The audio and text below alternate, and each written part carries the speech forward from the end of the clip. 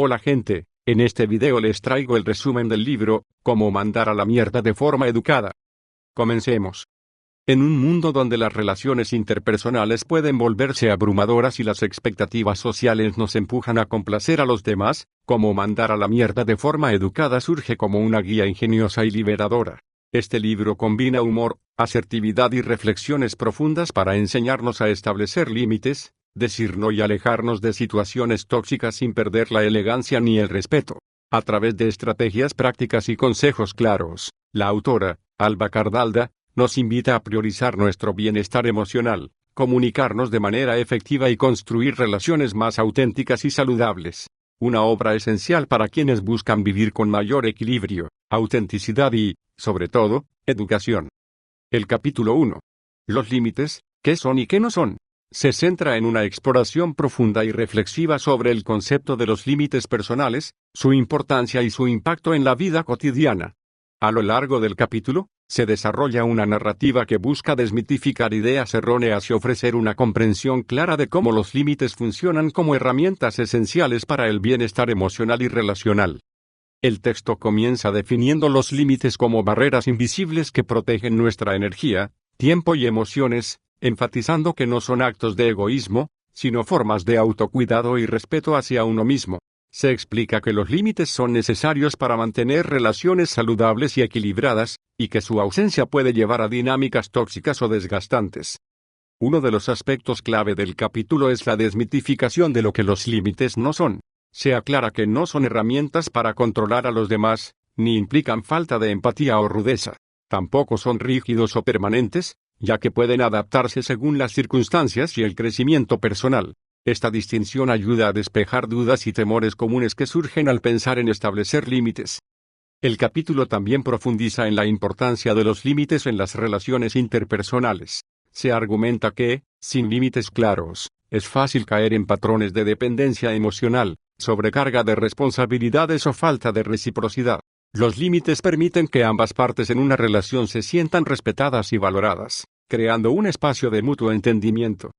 Además, se abordan los obstáculos que dificultan establecer límites, como el miedo al rechazo, la culpa o la falta de autoconocimiento.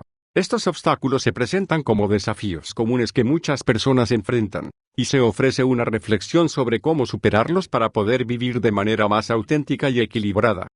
El capítulo también proporciona herramientas para identificar cuándo es necesario establecer límites. Se mencionan señales como el agotamiento emocional, la sensación de que nuestras necesidades no son prioritarias o la falta de respeto hacia nuestras decisiones.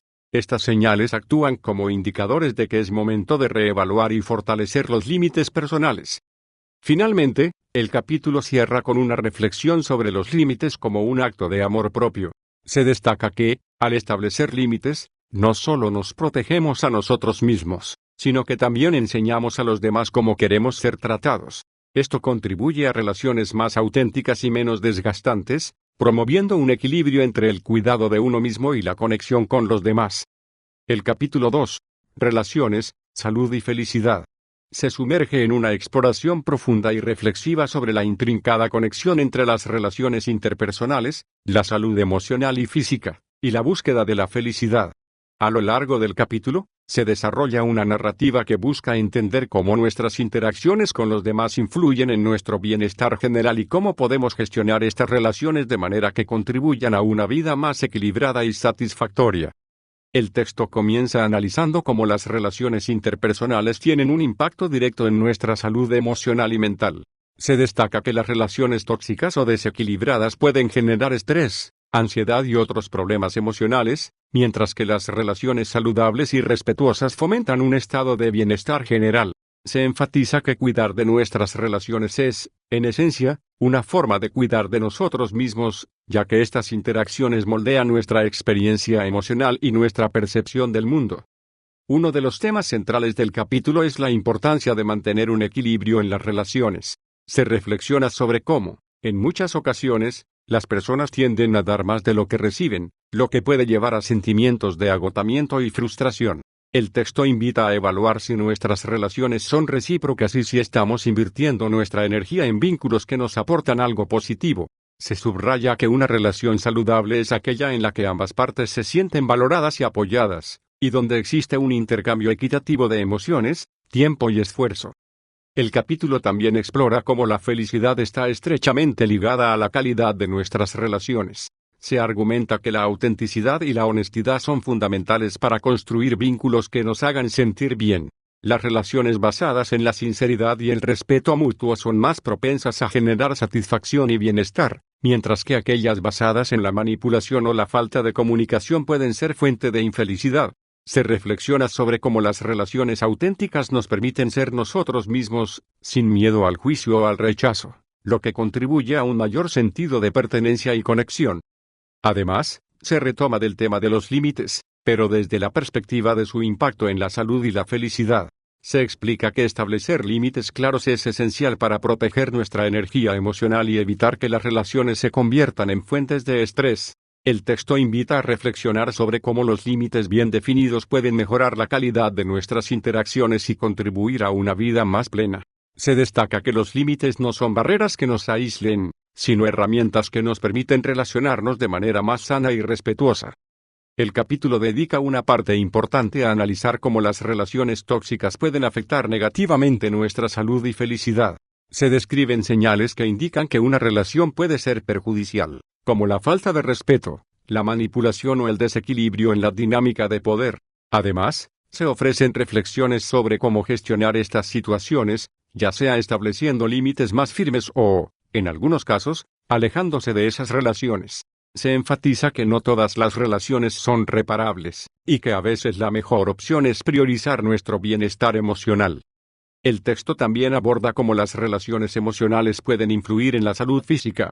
Se menciona que el estrés generado por relaciones conflictivas o insatisfactorias puede manifestarse en problemas como insomnio, fatiga crónica o incluso enfermedades relacionadas con el sistema inmunológico. Por el contrario, las relaciones positivas y enriquecedoras pueden tener un efecto beneficioso en la salud, reduciendo el estrés y promoviendo un estado de bienestar general. Se reflexiona sobre cómo nuestras emociones y nuestras relaciones están profundamente conectadas con nuestro cuerpo, y cómo cuidar de una es cuidar de la otra. Finalmente, el capítulo cierra con una reflexión sobre la felicidad como una elección personal que está influenciada, pero no determinada, por nuestras relaciones. Se enfatiza que, aunque las relaciones son importantes, la felicidad también depende de cómo gestionamos nuestras emociones, cómo nos cuidamos a nosotros mismos y cómo elegimos responder a las circunstancias de la vida. El texto invita a tomar responsabilidad sobre nuestra propia felicidad, sin depender exclusivamente de los demás.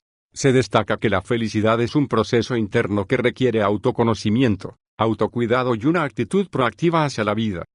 El capítulo 3. Relaciones de calidad. Se sumerge en una exploración profunda y reflexiva sobre lo que hace que una relación sea verdaderamente significativa, saludable y enriquecedora. A lo largo del capítulo, se desarrolla una narrativa que busca entender los elementos esenciales que contribuyen a construir y mantener relaciones de calidad, así como los desafíos que pueden surgir en el camino. El texto invita al lector a reflexionar sobre la importancia de cultivar vínculos que nutran el bienestar emocional y fomenten el crecimiento personal y mutuo. El capítulo comienza definiendo qué se entiende por una relación de calidad, describiéndola como aquella conexión en la que ambas partes se sienten valoradas, respetadas y comprendidas. Estas relaciones se caracterizan por la autenticidad, la reciprocidad y la capacidad de crecer juntos. Se enfatiza que las relaciones de calidad no son perfectas, pero sí están basadas en una comunicación abierta y en un compromiso mutuo por mantener un vínculo sano y enriquecedor. Este enfoque permite entender que la calidad de una relación no se mide por la ausencia de conflictos, sino por la manera en que se gestionan y se superan. Uno de los pilares fundamentales que se exploran en el capítulo es la importancia de la comunicación efectiva. Se reflexiona sobre cómo la capacidad de expresar pensamientos, emociones y necesidades de manera clara y respetuosa es esencial para construir confianza y entendimiento mutuo. La falta de comunicación o los malentendidos pueden generar distancias emocionales y conflictos, mientras que una comunicación abierta y honesta fortalece los lazos entre las personas. El texto invita a considerar que la comunicación no solo implica hablar, sino también escuchar activamente y estar dispuesto a comprender al otro. El concepto de reciprocidad ocupa un lugar central en el capítulo. Se analiza cómo en una relación de calidad, ambas partes deben sentirse valoradas y apoyadas. Esto implica un equilibrio en el dar y recibir, donde no hay una carga desproporcionada sobre una sola persona. Se reflexiona sobre cómo la falta de reciprocidad puede llevar a sentimientos de frustración y resentimiento, mientras que un intercambio equilibrado fomenta la armonía y el bienestar mutuo.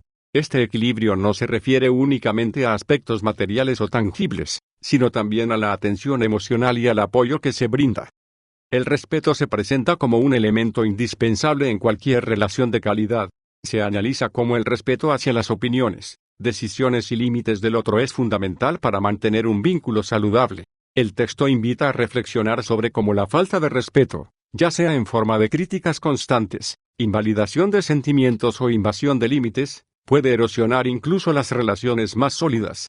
El respeto no solo implica tratar al otro con consideración, sino también reconocer y honrar su individualidad. La empatía y la comprensión se destacan como cualidades esenciales para construir relaciones de calidad. El capítulo explora cómo la capacidad de ponerse en el lugar del otro y entender sus emociones y perspectivas fortalece la conexión emocional. Se reflexiona sobre cómo la falta de empatía puede generar distanciamiento y conflictos, mientras que una actitud comprensiva y compasiva fomenta la intimidad y la confianza. La empatía no solo implica entender al otro, sino también validar sus experiencias y emociones, creando un espacio seguro para la expresión auténtica. El crecimiento conjunto en las relaciones es otro tema clave que se aborda en el capítulo. Se explica que en las relaciones de calidad, ambas partes se apoyan mutuamente para alcanzar sus metas y superar desafíos. Se reflexiona sobre cómo una relación que fomenta el crecimiento individual y colectivo es más propensa a ser duradera y satisfactoria, mientras que aquellas que estancan o limitan el desarrollo personal pueden volverse disfuncionales. El crecimiento conjunto no implica que ambas personas deban avanzar al mismo ritmo, sino que se apoyen y celebren los logros del otro. La gestión de conflictos de manera constructiva es otro aspecto que se explora en el capítulo. Se reflexiona sobre cómo los conflictos, aunque inevitables en cualquier relación, pueden gestionarse de manera constructiva en las relaciones de calidad. Se enfatiza la importancia de abordar los desacuerdos con respeto y apertura, buscando soluciones que beneficien a ambas partes. Los conflictos, cuando se manejan adecuadamente, pueden fortalecer la relación en lugar de debilitarla, ya que permiten aclarar malentendidos y profundizar en la comprensión mutua. El tema de los límites también se retoma en este capítulo, pero desde la perspectiva de su papel en las relaciones de calidad. Se explica que los límites claros y respetados son esenciales para mantener un vínculo saludable. El texto invita a reflexionar sobre cómo la falta de límites puede llevar a dinámicas de dependencia o invasión, mientras que los límites bien definidos fomentan el respeto y la autonomía dentro de la relación. Los límites no son barreras que aíslen, sino herramientas que permiten relacionarse de manera más sana y respetuosa.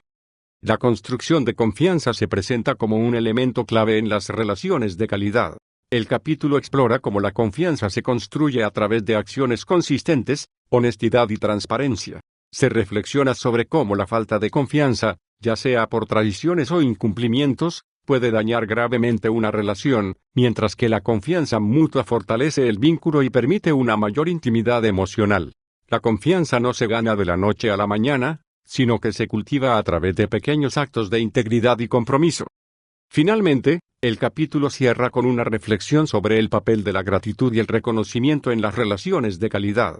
Se destaca cómo expresar aprecio y valorar las contribuciones del otro fortalece los lazos emocionales y fomenta un ambiente positivo. El texto invita a reflexionar sobre cómo la falta de reconocimiento puede generar sentimientos de invisibilidad o desvalorización, mientras que la gratitud nutre y sostiene la relación. La gratitud no solo se expresa en grandes gestos, sino también en las pequeñas muestras de aprecio que se dan en el día a día. El capítulo 4. Las 3 Cs, cultura, creencias, crianzas. Se adentra en una exploración profunda y reflexiva sobre cómo los factores culturales, las creencias personales y los estilos de crianza influyen en la manera en que nos relacionamos con los demás y en cómo establecemos límites. A lo largo del capítulo, se desarrolla una narrativa que busca entender cómo estos elementos moldean nuestra percepción del mundo, nuestras expectativas y nuestras interacciones, y cómo podemos tomar conciencia de ellos para construir relaciones más saludables y auténticas. El capítulo comienza abordando el concepto de cultura y su impacto en nuestras relaciones. Se reflexiona sobre cómo las normas, valores y tradiciones culturales influyen en nuestra manera de comunicarnos, de expresar emociones y de entender los roles dentro de las relaciones. Se explora cómo la cultura puede condicionar nuestras expectativas sobre cómo deberían ser las relaciones, a veces llevándonos a aceptar dinámicas que no necesariamente nos benefician. El texto invita a cuestionar estas influencias culturales y a considerar cómo pueden estar afectando nuestra capacidad para establecer límites claros y saludables. Uno de los aspectos clave del capítulo es la exploración de las creencias personales y cómo éstas moldean nuestra manera de relacionarnos. Se analiza cómo las creencias que hemos internalizado a lo largo de nuestra vida, ya sea a través de la familia, la educación o las experiencias personales, pueden limitar o empoderar nuestra capacidad para establecer límites. Por ejemplo, creencias como no debo defraudar a los demás o tengo que ser siempre amable pueden dificultar la expresión de nuestras necesidades reales. El texto invita a identificar estas creencias y a reflexionar sobre si realmente nos sirven o si, por el contrario, nos están impidiendo vivir de manera auténtica. El tercer pilar que se aborda en el capítulo es la crianza, es decir, cómo los estilos de crianza que recibimos en nuestra infancia influyen en nuestra manera de relacionarnos en la vida adulta. Se reflexiona sobre cómo las dinámicas familiares, las expectativas de los padres y las experiencias emocionales durante la infancia pueden dejar una huella profunda en nuestra forma de entender las relaciones. Por ejemplo, una crianza basada en la sobreprotección puede llevar a dificultades para establecer límites, mientras que una crianza más permisiva puede fomentar una mayor autonomía pero también cierta inseguridad. El texto invita a explorar cómo estas experiencias tempranas han influido en nuestra manera de interactuar con los demás y cómo podemos trabajar para sanar aquellas heridas que aún nos afectan. El capítulo también dedica una parte importante a analizar cómo la intersección de estos tres factores, cultura, creencias y crianza, puede crear patrones de comportamiento que repetimos de manera inconsciente en nuestras relaciones. Se reflexiona sobre cómo estos patrones pueden ser tanto positivos como negativos, y cómo tomar conciencia de ellos es el primer paso para transformar aquellas dinámicas que no nos benefician. El texto invita a observar cómo estos factores han influido en nuestras elecciones relacionales y en nuestra capacidad para establecer límites claros y saludables. Además, se explora cómo la toma de conciencia de estos factores puede empoderarnos para cambiar nuestras dinámicas relacionales. Se reflexiona sobre cómo, al entender las raíces de nuestros comportamientos y creencias, podemos comenzar a tomar decisiones más conscientes y alineadas con nuestras necesidades reales. El texto enfatiza que este proceso de autoconocimiento no es fácil, pero es esencial para construir relaciones más auténticas y satisfactorias. Finalmente, el capítulo cierra con una reflexión sobre la importancia de integrar estos aprendizajes en nuestra vida cotidiana. Se invita al lector a ser compasivo consigo mismo durante este proceso de autodescubrimiento y a recordar que cambiar patrones profundamente arraigados requiere tiempo y paciencia. El texto también destaca la importancia de buscar apoyo, ya sea a través de terapia, conversaciones honestas con seres queridos o prácticas de autoconocimiento, para avanzar en este camino hacia relaciones más saludables. El capítulo 5. Deconstruyendo creencias. Se adentra en un proceso profundo y reflexivo sobre cómo las creencias que hemos internalizado a lo largo de nuestra vida influyen en nuestra manera de relacionarnos, establecer límites y tomar decisiones. A lo largo del capítulo, se desarrolla una narrativa que busca entender el origen de estas creencias, cómo nos afectan y cómo podemos desmontarlas para vivir de manera más auténtica y alineada con nuestras necesidades reales. El capítulo comienza explorando qué son las creencias y cómo se forman. Se reflexiona sobre cómo, desde la infancia, absorbemos ideas, valores y normas de nuestro entorno familiar, cultural y social, y cómo éstas se convierten en filtros a través de los cuales interpretamos el mundo. Estas creencias pueden ser conscientes o inconscientes, y muchas veces operan en segundo plano, guiando nuestras acciones y decisiones sin que nos demos cuenta. El texto invita a considerar cómo estas creencias pueden ser tanto facilitadoras como limitantes, dependiendo de si nos empoderan o nos restringen.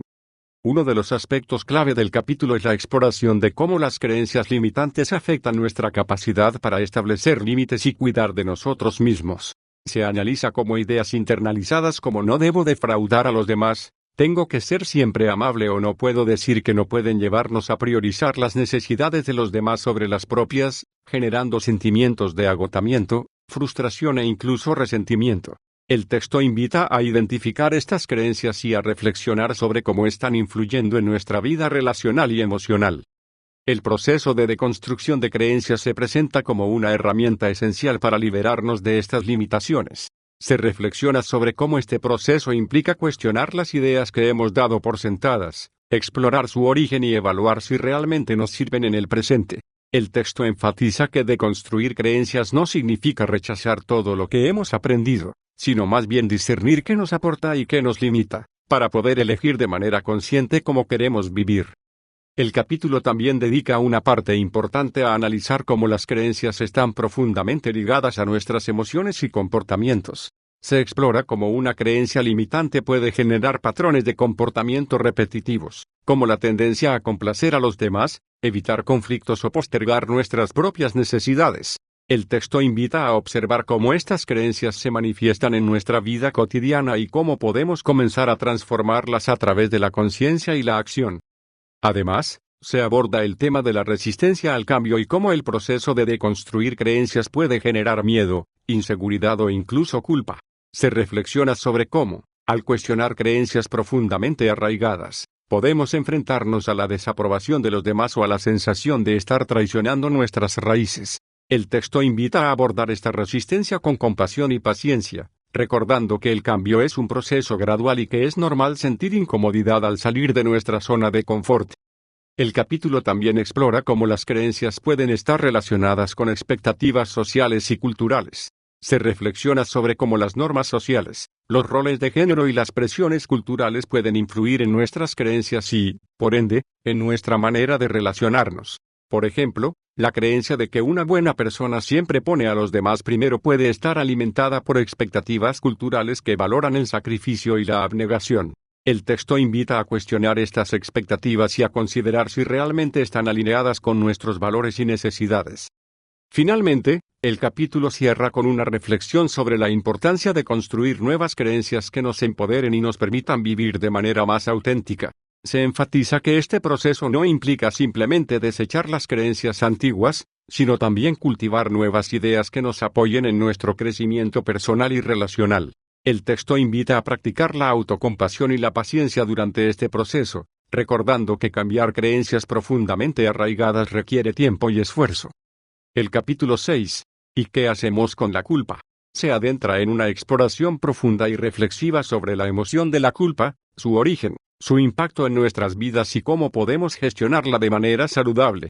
A lo largo del capítulo, se desarrolla una narrativa que busca entender por qué la culpa surge, cómo nos afecta en nuestras relaciones y en nuestra capacidad para establecer límites, y qué herramientas podemos utilizar para transformarla en una oportunidad de crecimiento personal.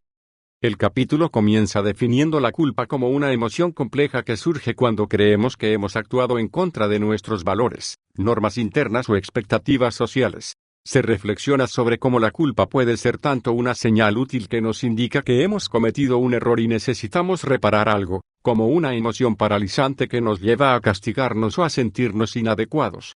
El texto invita a diferenciar entre la culpa saludable, que nos impulsa a mejorar, y la culpa tóxica, que nos mantiene atrapados en un ciclo de autocrítica y malestar. Uno de los aspectos clave del capítulo es la exploración de cómo la culpa está relacionada con la necesidad de aprobación y el miedo al rechazo. Se analiza cómo, en muchas ocasiones, la culpa surge porque priorizamos las expectativas de los demás sobre nuestras propias necesidades. Por ejemplo, decir no a una petición puede generar culpa si creemos que estamos defraudando a alguien o que no estamos cumpliendo con lo que se espera de nosotros.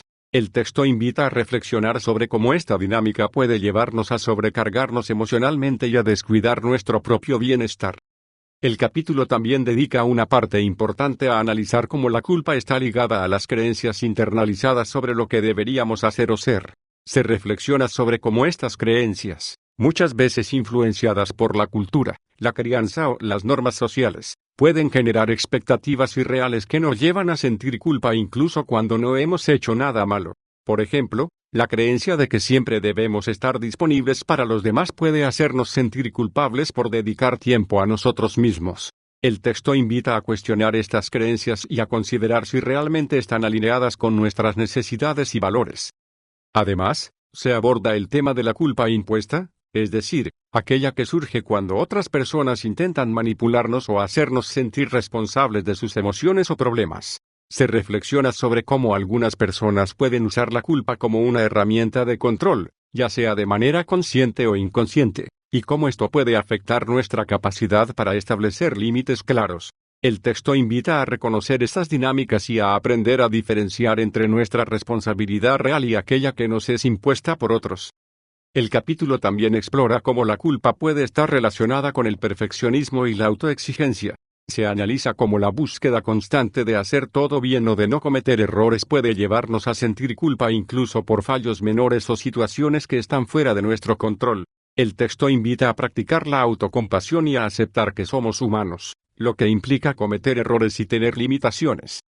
Finalmente, el capítulo cierra con una reflexión sobre cómo gestionar la culpa de manera saludable. Se enfatiza la importancia de identificar la raíz de la culpa, ya sea una acción específica que necesitamos reparar o una creencia limitante que debemos cuestionar. El texto invita a practicar la autocompasión, a aprender a perdonarnos y a utilizar la culpa como una oportunidad para crecer y aprender, en lugar de como un motivo de castigo o autocrítica. El capítulo 7. El veneno está en la dosis. Se adentra en una reflexión profunda y matizada sobre cómo ciertos comportamientos, actitudes y dinámicas relacionales, aunque en principio puedan parecer inofensivos o incluso positivos, pueden volverse tóxicos cuando se llevan al extremo o se aplican en exceso. A lo largo del capítulo, se desarrolla una narrativa que busca entender cómo el equilibrio es clave en las relaciones y en el establecimiento de límites, y cómo la falta de moderación puede generar desgaste emocional y conflictos.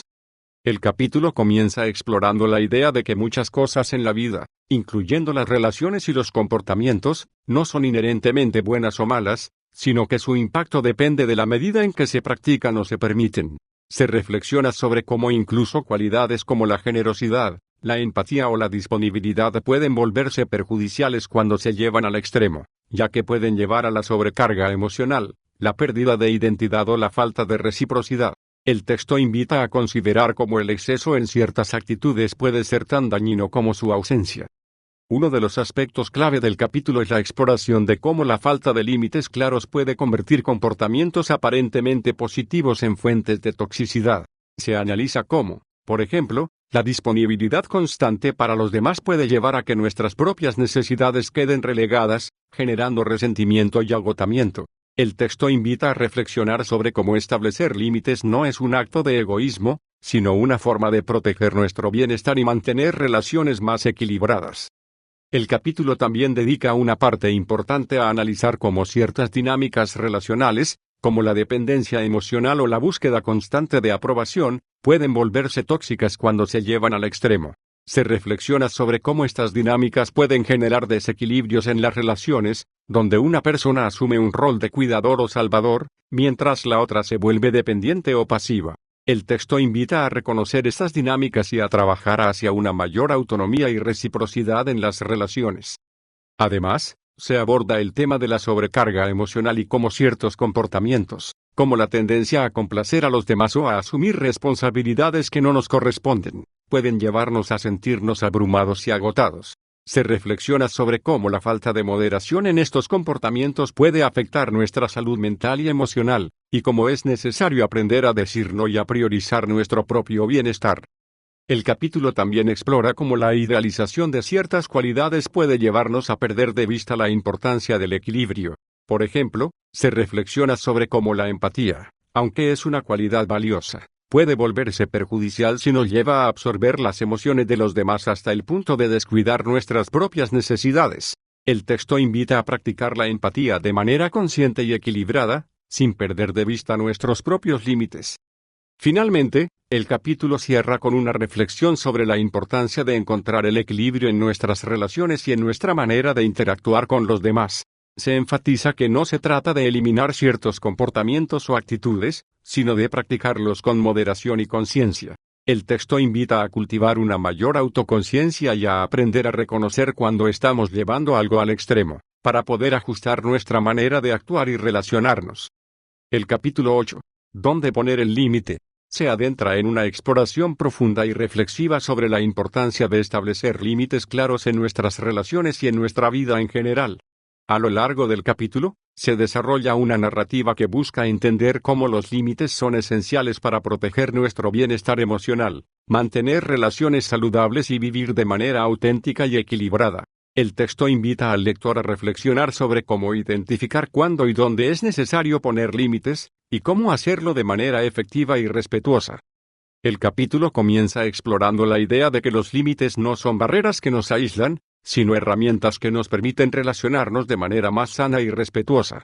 Se reflexiona sobre cómo los límites son una forma de autocuidado, ya que nos ayudan a proteger nuestra energía, tiempo y emociones. El texto invita a considerar que establecer límites no es un acto de egoísmo, sino una forma de honrar nuestras necesidades y valores. Uno de los aspectos clave del capítulo es la exploración de cómo la falta de límites claros puede llevar a dinámicas relacionales tóxicas y desgastantes. Se analiza cómo, cuando no establecemos límites, es fácil caer en patrones de complacencia excesiva, sobrecarga emocional o dependencia. El texto invita a reflexionar sobre cómo la ausencia de límites puede generar sentimientos de resentimiento, agotamiento y frustración, tanto hacia los demás como hacia nosotros mismos. El capítulo también dedica una parte importante a analizar cómo identificar cuándo es necesario poner límites. Se reflexiona sobre cómo ciertas señales, como el agotamiento emocional, la sensación de que nuestras necesidades no son prioritarias o la falta de respeto hacia nuestras decisiones, pueden indicar que es momento de establecer límites más claros. El texto invita a prestar atención a estas señales y a considerarlas como una llamada a la acción para proteger nuestro bienestar. Además, se aborda el tema de cómo poner límites de manera efectiva y respetuosa. Se reflexiona sobre cómo la comunicación clara y asertiva es esencial para establecer límites que sean entendidos y respetados por los demás. El texto invita a practicar la honestidad y la firmeza al expresar nuestras necesidades, sin caer en la agresividad o la pasividad. Se enfatiza que poner límites no implica ser rudo o desconsiderado, sino expresar nuestras necesidades de manera clara y respetuosa. El capítulo también explora cómo los límites pueden variar según el contexto y la relación. Se reflexiona sobre cómo los límites que establecemos con un amigo cercano pueden ser diferentes a los que establecemos con un compañero de trabajo o un familiar. El texto invita a considerar que los límites no son estáticos, sino que pueden adaptarse según las circunstancias y el crecimiento personal. Finalmente, el capítulo cierra con una reflexión sobre la importancia de mantener y respetar los límites una vez que han sido establecidos. Se enfatiza que poner límites es solo el primer paso, y que es igual de importante mantenerlos y hacerlos respetar. El texto invita a ser consistentes y firmes en la defensa de nuestros límites, incluso cuando enfrentemos resistencia o presión por parte de los demás. El capítulo 9. Asertividad y estilos de comunicación. Se sumerge en una exploración profunda y reflexiva sobre cómo la manera en que nos comunicamos influye en nuestras relaciones, en nuestra capacidad para establecer límites y en nuestro bienestar emocional. A lo largo del capítulo, se desarrolla una narrativa que busca entender los diferentes estilos de comunicación, con un enfoque especial en la asertividad como herramienta clave para expresar nuestras necesidades de manera clara, respetuosa y efectiva. El capítulo comienza explorando la idea de que la comunicación es la base de todas las relaciones humanas, y que la manera en que nos expresamos puede fortalecer o debilitar nuestros vínculos emocionales. Se reflexiona sobre cómo los estilos de comunicación no solo transmiten información, sino también emociones, intenciones y valores. El texto invita a considerar que una comunicación efectiva no solo implica hablar, sino también escuchar y entender al otro.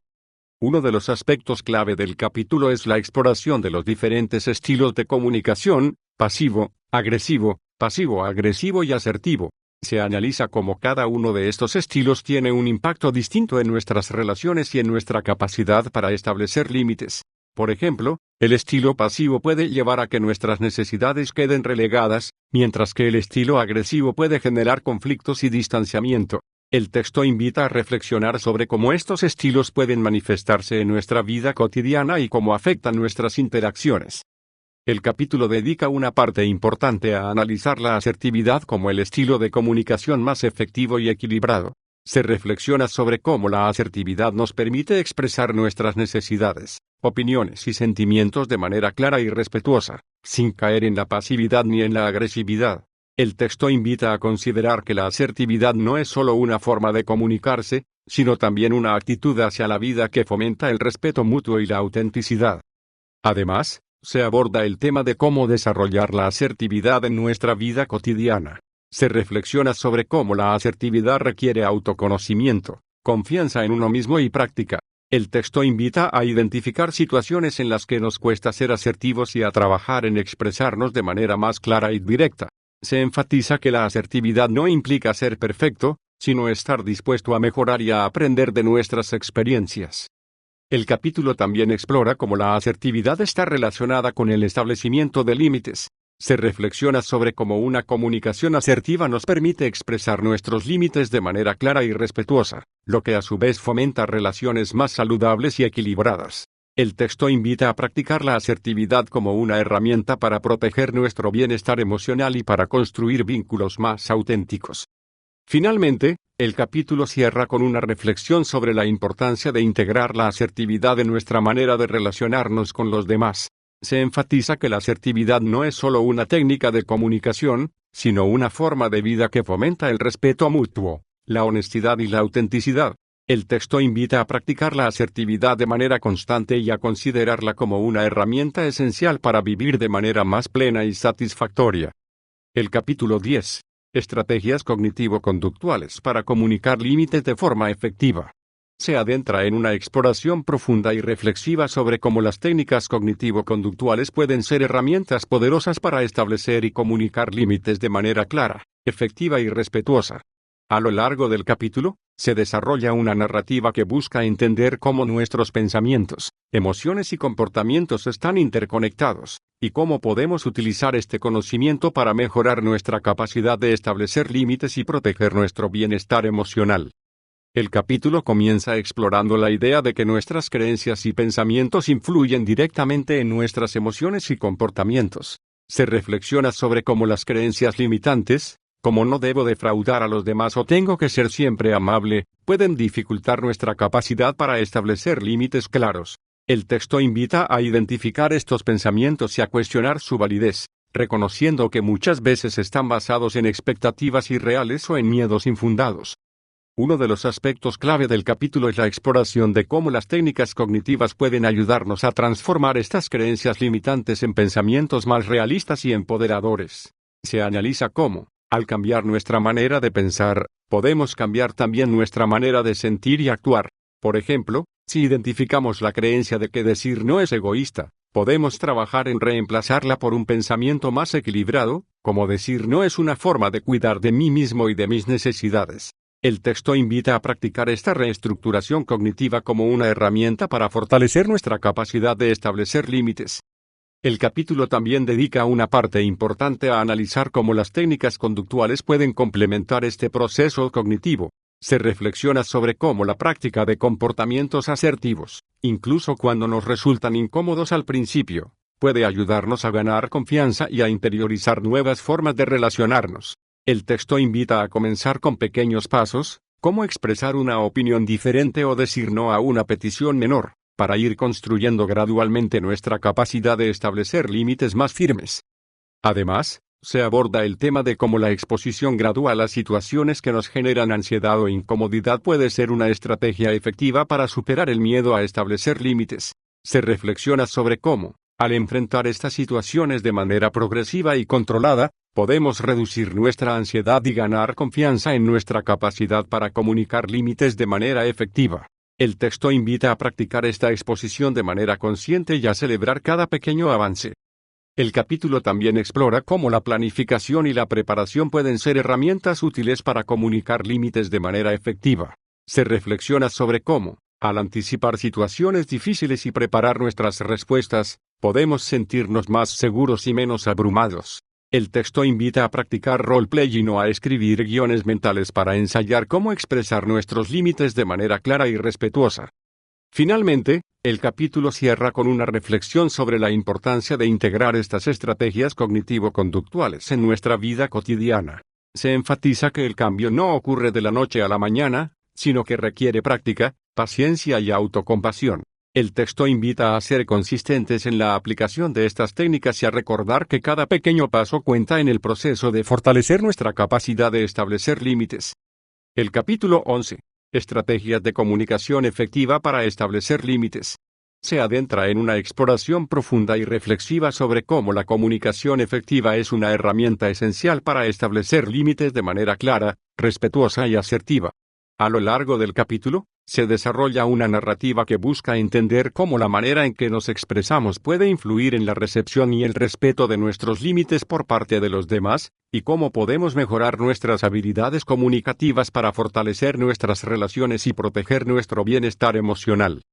El capítulo comienza explorando la idea de que la comunicación efectiva no solo implica transmitir un mensaje, sino también asegurarse de que éste sea entendido y respetado. Se reflexiona sobre cómo, en muchas ocasiones, las dificultades para establecer límites no radican en el contenido del mensaje, sino en la forma en que éste es comunicado. El texto invita a considerar que una comunicación clara, directa y respetuosa es clave para que nuestros límites sean comprendidos y aceptados. Uno de los aspectos clave del capítulo es la exploración de cómo la claridad es fundamental en la comunicación de límites.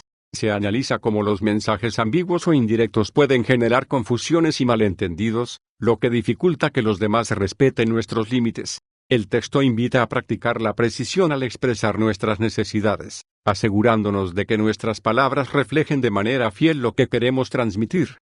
El capítulo también dedica una parte importante a analizar cómo la asertividad es una herramienta esencial para comunicar límites de manera efectiva. Se reflexiona sobre cómo la asertividad nos permite expresar nuestras necesidades y opiniones de manera clara y respetuosa, sin caer en la pasividad ni en la agresividad. El texto invita a practicar la asertividad como una forma de equilibrar nuestras propias necesidades con las de los demás, fomentando relaciones más saludables y equilibradas. Además, se aborda el tema de cómo la empatía puede mejorar la efectividad de nuestra comunicación. Se reflexiona sobre cómo, al considerar las perspectivas y emociones de los demás, podemos expresar nuestros límites de manera más comprensiva y menos confrontacional. El texto invita a practicar la empatía como una forma de construir puentes y facilitar la aceptación de nuestros límites por parte de los demás. El capítulo también explora cómo la consistencia es clave para que los límites sean respetados. Se reflexiona sobre cómo, si nuestros mensajes y comportamientos no son consistentes, es más probable que los demás ignoren o cuestionen nuestros límites. El texto invita a ser firmes y consistentes en la comunicación y defensa de nuestros límites, incluso cuando enfrentemos resistencia o presión por parte de los demás. Finalmente, el capítulo cierra con una reflexión sobre la importancia de integrar estas estrategias de comunicación efectiva en nuestra vida cotidiana. Se enfatiza que la comunicación efectiva no es solo una técnica, sino una habilidad que se desarrolla con la práctica y la experiencia.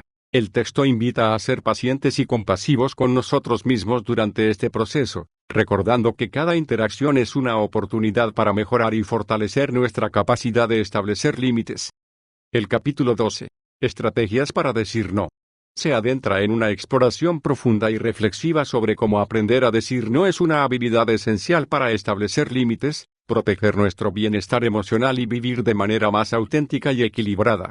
A lo largo del capítulo, se desarrolla una narrativa que busca entender por qué nos cuesta decir no, cómo esta dificultad afecta nuestras relaciones y nuestra salud emocional, y qué estrategias podemos utilizar para superar este desafío y comunicar nuestras negativas de manera clara, respetuosa y efectiva.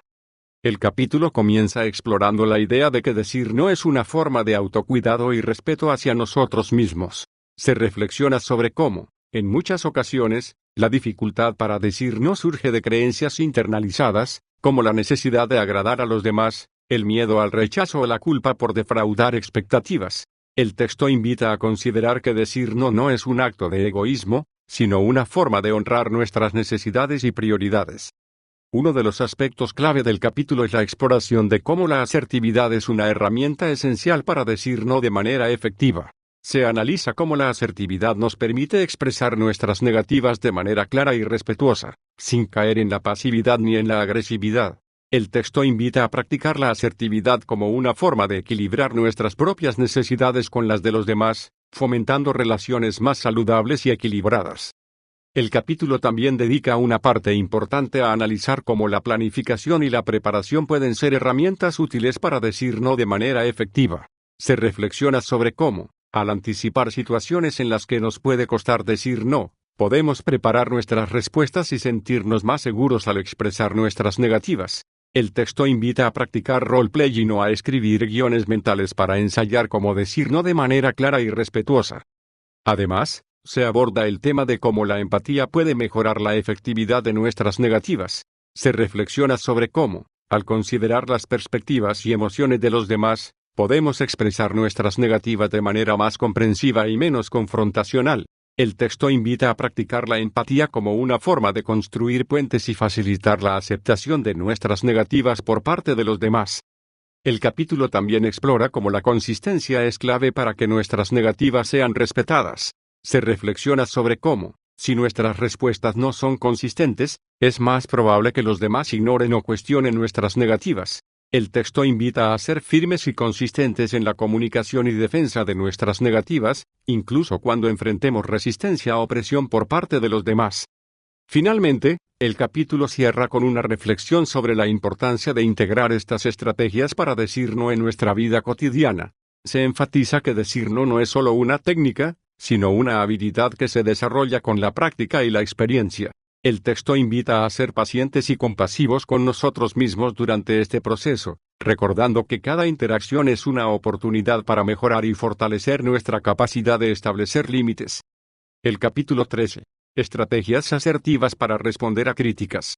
Se adentra en una exploración profunda y reflexiva sobre cómo manejar las críticas de manera constructiva y asertiva.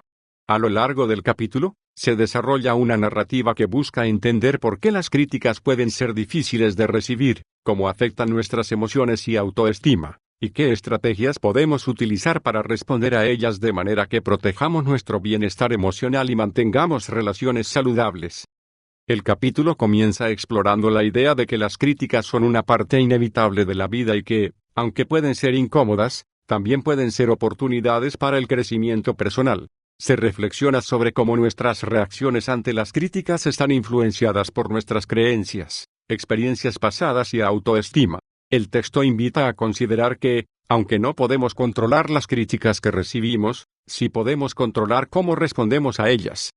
Uno de los aspectos clave del capítulo es la exploración de cómo la asertividad es una herramienta esencial para responder a las críticas de manera efectiva. Se analiza cómo la asertividad nos permite escuchar las críticas sin dejarnos llevar por emociones negativas, como la defensividad o la ira, y responder de manera clara y respetuosa. El texto invita a practicar la asertividad como una forma de equilibrar la consideración de las perspectivas de los demás con la defensa de nuestras propias necesidades y valores. El capítulo también dedica una parte importante a analizar cómo la empatía puede mejorar nuestra capacidad para manejar las críticas. Se reflexiona sobre cómo, al intentar entender las intenciones y emociones detrás de las críticas, podemos responder de manera más comprensiva y menos confrontacional. El texto invita a practicar la empatía como una forma de construir puentes y facilitar la resolución de conflictos. Además, se aborda el tema de cómo la autorreflexión es clave para manejar las críticas de manera constructiva. Se reflexiona sobre cómo, al evaluar las críticas de manera objetiva, podemos identificar si hay algo de verdad en ellas y cómo podemos utilizarlas para mejorar. El texto invita a practicar la autorreflexión como una forma de convertir las críticas en oportunidades de crecimiento personal. El capítulo también explora cómo la consistencia es clave para que nuestras respuestas a las críticas sean efectivas. Se reflexiona sobre cómo, si nuestras respuestas no son consistentes, es más probable que las críticas se repitan o intensifiquen. El texto invita a ser firmes y consistentes en la comunicación y defensa de nuestras respuestas, incluso cuando enfrentemos resistencia o presión por parte de los demás. Finalmente, el capítulo cierra con una reflexión sobre la importancia de integrar estas estrategias asertivas en nuestra vida cotidiana. Se enfatiza que manejar las críticas de manera efectiva no es solo una técnica, sino una habilidad que se desarrolla con la práctica y la experiencia. El texto invita a ser pacientes y compasivos con nosotros mismos durante este proceso, recordando que cada interacción es una oportunidad para mejorar y fortalecer nuestra capacidad de manejar las críticas. El capítulo 14. Cómo establecer límites a personas manipuladoras. Se adentra en una exploración profunda y reflexiva sobre cómo identificar y manejar las dinámicas manipulativas en las relaciones, y cómo establecer límites claros y firmes con personas que tienden a manipular. A lo largo del capítulo, se desarrolla una narrativa que busca entender las tácticas comunes de manipulación, cómo éstas afectan nuestro bienestar emocional, y qué estrategias podemos utilizar para protegernos y mantener relaciones más saludables y equilibradas.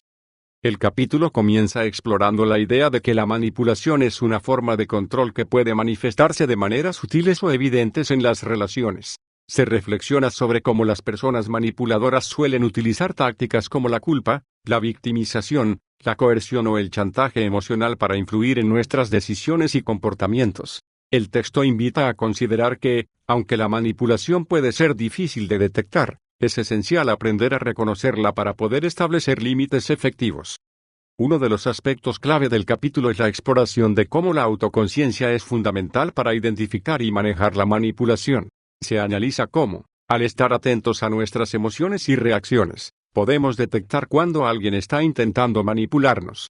Por ejemplo, si nos sentimos culpables, confundidos o presionados después de una interacción, puede ser una señal de que estamos frente a una dinámica manipulativa. El texto invita a practicar la autoconciencia como una herramienta para protegernos de estas situaciones. El capítulo también dedica una parte importante a analizar cómo la asertividad es clave para establecer límites con personas manipuladoras. Se reflexiona sobre cómo la asertividad nos permite expresar nuestras necesidades y límites de manera clara y firme, sin caer en la agresividad ni en la pasividad. El texto invita a practicar la asertividad como una forma de resistir las tácticas manipulativas y mantener el control sobre nuestras decisiones y acciones. Además, se aborda el tema de cómo la empatía puede ser utilizada en nuestra contra por personas manipuladoras. Se reflexiona sobre cómo, al ser demasiado comprensivos o compasivos, podemos caer en la trampa de justificar o tolerar comportamientos manipulativos. El texto invita a equilibrar la empatía con la firmeza, reconociendo que no es nuestra responsabilidad resolver los problemas de los demás a expensas de nuestro propio bienestar. El capítulo también explora cómo la consistencia es esencial para que los límites sean respetados por personas manipuladoras. Se reflexiona sobre cómo, si nuestras respuestas no son consistentes, es más probable que las tácticas manipulativas se repitan o intensifiquen. El texto invita a ser firmes y consistentes en la defensa de nuestros límites, incluso cuando enfrentemos resistencia o presión por parte de la persona manipuladora. Finalmente, el capítulo cierra con una reflexión sobre la importancia de protegernos emocionalmente al establecer límites con personas manipuladoras. Se enfatiza que, en algunos casos, puede ser necesario distanciarnos o incluso cortar la relación si la manipulación persiste y afecta gravemente nuestro bienestar. El texto invita a priorizar nuestra salud emocional y a recordar que establecer límites no es un acto de egoísmo, sino una forma de autocuidado. El capítulo 15. Maneras muy educadas de enviar a la mierda. Se adentra en una exploración ingeniosa y reflexiva sobre cómo expresar desacuerdos, establecer límites o alejarse de situaciones o personas tóxicas sin perder la elegancia, el respeto y la educación. A lo largo del capítulo, se desarrolla una narrativa que combina humor, asertividad y estrategias prácticas para comunicar de manera firme pero cortés aquello que no estamos dispuestos a tolerar. Este capítulo es una guía para aprender a decir lo que pensamos o sentimos sin caer en la rudeza o la agresividad, pero sin dejar de ser claros y directos. El capítulo comienza explorando la idea de que, en ocasiones, es necesario mandar a la mierda ciertas situaciones, comportamientos o personas que nos afectan negativamente, pero que hacerlo de manera brusca o impulsiva puede generar conflictos innecesarios o dañar relaciones que queremos preservar. Se reflexiona sobre cómo es posible expresar descontento o establecer límites de manera educada, sin perder la firmeza ni el respeto por nosotros mismos y por los demás. El texto invita a considerar que la elegancia no está reñida con la honestidad, y que es posible ser claro y directo sin ser ofensivo. Uno de los aspectos clave del capítulo es la exploración de cómo el humor puede ser una herramienta poderosa para comunicar mensajes incómodos o difíciles de una manera más ligera y menos confrontacional. Se analiza cómo el humor bien utilizado puede suavizar el impacto de una negativa o un desacuerdo, permitiendo que el mensaje llegue sin generar resentimiento o malestar. El texto invita a practicar el humor como una forma de aligerar tensiones y facilitar la aceptación de nuestros límites. El capítulo también dedica una parte importante a analizar cómo la asertividad es esencial para mandar a la mierda de manera educada. Se reflexiona sobre cómo la asertividad nos permite expresar nuestras necesidades y límites de manera clara y respetuosa, sin caer en la pasividad ni en la agresividad. El texto invita a practicar la asertividad como una forma de equilibrar la firmeza con la cortesía, asegurándonos de que nuestras palabras sean entendidas pero no percibidas como un ataque. Además, se aborda el tema de cómo la empatía puede mejorar la efectividad de nuestras respuestas. Se reflexiona sobre cómo, al considerar las perspectivas y emociones de los demás, podemos expresar nuestros desacuerdos o límites de manera más comprensiva y menos confrontacional. El texto invita a practicar la empatía como una forma de construir puentes y facilitar la aceptación de nuestras decisiones por parte de los demás. El capítulo también explora cómo la elegancia en la comunicación es clave para mandar a la mierda de manera educada. Se reflexiona sobre cómo el tono, las palabras y el lenguaje corporal que utilizamos pueden marcar la diferencia entre una respuesta que es percibida como ofensiva y una que es recibida con respeto. El texto invita a practicar la elegancia en la comunicación como una forma de mantener la dignidad y el respeto en situaciones difíciles. Finalmente, el capítulo cierra con una reflexión sobre la importancia de integrar estas estrategias en nuestra vida cotidiana. Se enfatiza que mandar a la mierda de manera educada no es solo una técnica, sino una habilidad que se desarrolla con la práctica y la experiencia. El texto invita a ser pacientes y compasivos con nosotros mismos durante este proceso, recordando que cada interacción es una oportunidad para mejorar y fortalecer nuestra capacidad de comunicar de manera efectiva y respetuosa. En conclusión, este libro es una guía práctica y reflexiva que combina humor, asertividad y estrategias efectivas para establecer límites, comunicar desacuerdos y manejar relaciones tóxicas de manera respetuosa y elegante. A lo largo de sus capítulos, el libro invita al lector a reflexionar sobre la importancia de priorizar su bienestar emocional, desarrollar habilidades comunicativas y cultivar relaciones más saludables y equilibradas. Con un enfoque en la autenticidad, el respeto y el autocuidado, la obra ofrece herramientas para vivir de manera más plena y satisfactoria, demostrando que es posible ser firme sin perder la educación y la elegancia. Si te gustó el resumen, suscríbete y comenta qué libro te gustaría que resumiera. Si quieres comprar algunos de los libros resumidos en el canal, podés encontrar un apartado en mi Linktree que se encuentra en la descripción, en el cual están los enlaces a cada libro. Haciendo tu compra desde allí puedes ayudar al canal a seguir trayendo contenido. Nos vemos en el próximo video. Un saludo.